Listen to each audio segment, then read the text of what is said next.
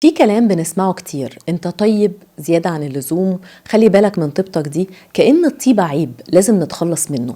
بقى في اعتقاد غريب ان الطيبة يعني سذاجة، بس الحقيقة ان الطيبة لا هي ضعف ولا هي سذاجة. الطيبة قوة بس تكون بوعي. الطيبة انك تختار تعمل الخير وانت فاهم ان الناس مختلفة، وانت عارف امتى تدي وامتى تقول لا. والسذاجة إنك تتوقع من كل الناس يكونوا طيبين. الشخص الطيب الواعي بيساعد لأنه عايز يساعد، مش لأنه مستني حاجة في المقابل. الفرق إن الطيبة فيها boundaries أو حدود، والسذاجة ما فيهاش. تقدر تبقى طيب وفي نفس الوقت تحمي نفسك، تقدر تساعد الناس من غير ما تنسى حقوقك. الطيبة الواعية بتقول أيوة للخير ولا للاستغلال. مش كل طلب محتاج موافقة، ومش كل لا معناها إنك بقيت قاسي. الطيبة الحقيقية بتحافظ على الخير اللي جواك من غير ما تسمح لحد يستنزفك. طب ليه الطيبة بتتفسر غلط؟ لأن في ناس بتخلط بين الطيبة وإرضاء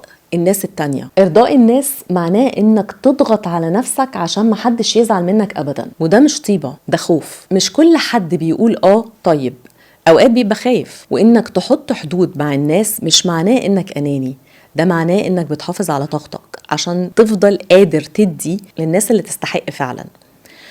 لما تقول لأ للحاجة اللي بتضرك، انت بتقول أيوة للحاجة اللي بتفيدك وبتفيد اللي حواليك. الشخص المحتاج لك فعلا بيقدر كل حاجة انت بتعملها، ومش بيتعود على عطائك وبيعتبره حقه ولازم ياخده. الشخص بقى المستغل بيطلب أكتر وأكتر كل مرة، وكتير قوي ما بيحسش بالامتنان ليك. خد بالك من الناس اللي أول ما تساعدهم يختفوا، وبس يحتاجوا أي حاجة يظهروا تاني. علامات إنك مستنزف: مش بتعرف تقول لأ، بتحس بالذنب طول الوقت، بتدي أكتر من طاقتك وبتتعب، ومحدش شايف اللي انت بتعمله، لأ ده ممكن يلوموك كمان. مثال بسيط قوي: شخصين بيساعدوا الناس، واحد بيساعد وهو مرتاح، وواحد بيساعد وهو متضايق ومضغوط.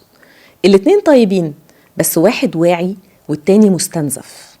الطيبة لازم تكون اختيارك مش التزام، لو ما عملتوش تتعاقب.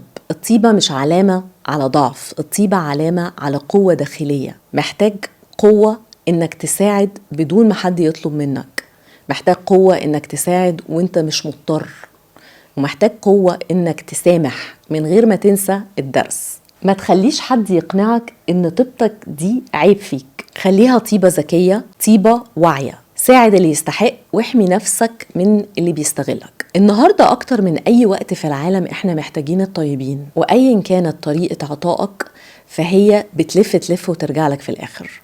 ربنا دايما بيكافئ الطيبين بحكمته وبطريقته الخاصة.